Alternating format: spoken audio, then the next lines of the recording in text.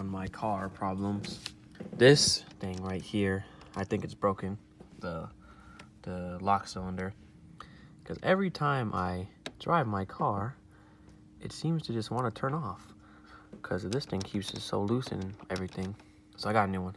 And today I'm gonna replace it.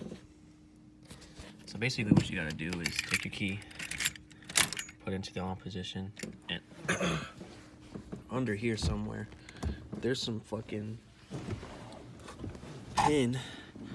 Yeah, right here, this pin right here. Right there. You push that out. But I'm gonna unplug it real fast. I just gotta find it. Is it this one?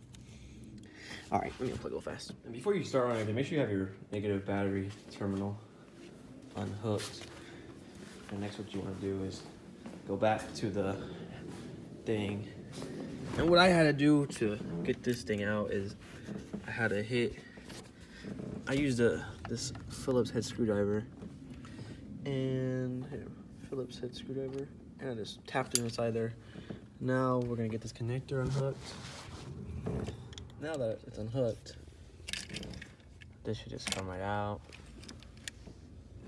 And then this, I think I might just cut this. I don't want to put the zip tie. All right, be right back. So what you want to do next is make sure you put it all the way out, lock, and then you want to line it up just with that, and just beat. All right, next thing I want to do is just, okay.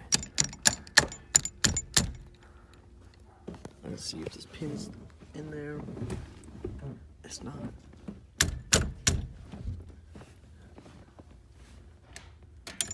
Oh, it's here. And then, yes, way better. All right, cool. Then what you want to do next is hook this bitch back up, which is like that. Then, hold on, I won't put it there yet. Then, go over here. Hook your battery back up, and I'm gonna hook this back up, and I'm gonna start the video again. Now that the battery back on, you just clutch in.